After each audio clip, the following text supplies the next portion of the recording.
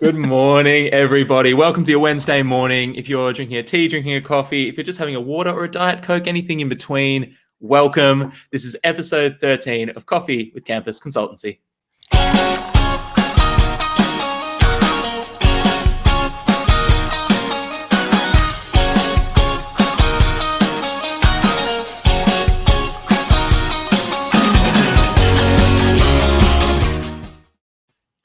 And we're on. Hey, Kerry. Hello, how are you? I'm very well. How you doing? I'm all right. Dark in Bathurst, but I'm all right. Yeah, dark in Bathurst, the old Central West. What's the vibe like in the Central West these days? Removed is probably the best way. It's Removed. Not as many people. I think everyone talks about the numbers. That's a big focus. But it's just odd when you go into town. Yeah, Yeah, I bet. And I don't mind isolation, actually. there are some perks. There are some definite upsides. Yeah. If you're in a position where you can see the upside, I think that is a powerful position to be in. Yes. And one that we're grateful for. Something I'm really grateful for today is that you're joining us, and thank you if you're listening in. If you're listening in today, we'd love to know that you're there. Please jump in, pop in the comments. Today we're going to be talking about how to design a program to engage students, how to run a program, how to even think about program design, which is sometimes a big enough leap. And Kerry's got a wealth of experience in this area. I don't want to put you on the spot, and I should have prepped you on this question, but it just came to me. Right. Kerry, do you remember the first program that you were involved designing? Was it for university students? No, it would have been for youth. When I was one, I would have been, I would have been 19. Yeah, wow. And I was the president of a youth organization in Ontario, Canada, for diabetic youth. And I put together a leadership presentation program, which I actually still have the book. This is going back a few years. It's before the internet didn't exist. So everything was photocopied and typed on a typewriter, that kind of, we're there. Yeah, so I found that the other day. I've kept that in my resource file for all of those years. So, so it's been a few years that I've been doing this. Wow. Yeah, I moved away from it, came back, and it just seems to be where I find my happy place. I like people. I like people too. I think liking people is a helpful thing to just acknowledge. I think we're a beautiful species. The fact that we're all here for all our faults. Example number one right here, but I think there's a lot to love. But programs, though, not only can keep us engaged, they can also teach us some skills that help us on our journey, maybe to make some unique mistakes, if nothing else. Well, and I think for me, that's the part that I really enjoy, is kind of that sitting back, designing something that you can actually see inspires, motivates, where people kind of go, oh, that's it. And you go, yeah, that's it. Where you can actually take something they never could figure out before and make it really simple. That's the fun part for me. Love that. So we're going to dive pretty deep into program design today. If you're listening in, this is very actionable. We want to give you a backbone of how to think about program design, and we'll do a lot of back and forth around how it's relevant right now. How do you design an online program to engage students? By the time I'd opened up, Kerry, the LinkedIn feed just to check in and read the comments, there had already been 7 or 8 people who jumped on and said hello. So we've got Kathy's jumping in, Kathy Finlay's jumping in. Kathy, we've got Jerry joining us this morning. Good morning, Jerry. Joanne, who's a program coordinator as well. Chuk saying good morning. Good morning, Chuk. Ramesh, Rohala, and Jonathan. Good morning. So Jonathan, Kerry, if you don't know Jonathan, that is definitely an introduction I should make. Jonathan's a Deputy Dean of Learning and Teaching at RMIT. An amazing man with a huge heart, who I have a lot of time and love for. So some fun people jumping in, Christabel as well. So rather than the show just being me reading out all the people who are interested in hearing from you, let's do a little bit hearing from you, which would be fun. Kerry, and I already know 2 of them I work with, so that's even better. Hey, it's a good time. It's a good time. Well, welcome. Good morning. We're glad you're having a coffee with us. Thanks for joining. There is a link up there as well if you want to jump on and share your 2 cents. We'd love to hear from you. Kerry, where do you think is a good place to start with program design? If someone's out there and they're saying, all right, I'm designing a program for my students, my peers, my college, my faculty, what's a good first question to ask? Well, so when I actually thought back at it, I actually looked at wedding planning. That for me, I went, okay, so people plan things all the time. let's take a look. And when I found out how similar it was, not that I went into great detail in planning my wedding, but it was just something could lay out the steps. So if I had what I know now 4 years ago, things would have been so much easier. I would have known the right questions to ask, the right piece, kind of the right ducks to put in a row, rather than struggling through and sometimes feeling like you look like an idiot. Because that can happen. That can happen. It can happen at weddings too, on all it can. parts of the... Yeah. All right, cool. So thinking about it like wedding planning. All right, so if you're running a program, if you're running a wedding, not being married myself, but I'd imagine one of the things that jumps up with weddings is, there are weddings that are hosted with thousands of people and towers of champagne, and people seem like they're flying in on private jets, and there are weddings that are done at the local ceremony in town where it's, it's an Uber ride in or the local bus. You sign the document, you're done. So there's a bit of difference there in potential scope. Yeah. So you need to know. You need to know how much money you have. Good first question to ask. Yeah, like if you don't understand the budget, and part of that budget is making sure that you consider that you have value. Yes. So you as the person planning it are part of that budget. So never discount the skills that you're offering to it. So you need to be considered into that budget. So if it is, we have $5,000, you go, okay, so this can't take me a lot of time if you want a fantastic product at the end. So you really have to work that out. But knowing that budget piece, that's the best place to start. Then time, that kind of sets all of your parameters. And that's what you need. I talk with my hands. I should warn everybody now. I do too. I love it. I always tell students 55% of communication is body language. I remember that with my two hands, ironically. So 55%, which I love. Now, only for a quick plug, because we love them. Speaking of budgets, if you have zero budget for coffee right now, but you are really, really interested in getting your hands on some great coffee that does good in the world, our impact partner for Coffee with Campus Consultancy is Kua. We had Darcy, one of the co-founders, on yesterday. Kua is absolutely amazing. If you're enjoying this chat, if you're interested in student engagement or looking at how to design a program, thinking of it with the budget first, take a little screenshot, share this, push it out on LinkedIn, Facebook, wherever, tag Kua. And at the end of the week, we'll give away, Kua fortunately giving away one bag of their amazing coffee, supporting farmers in Uganda, 299 farmers, over 140,000 cups of coffee.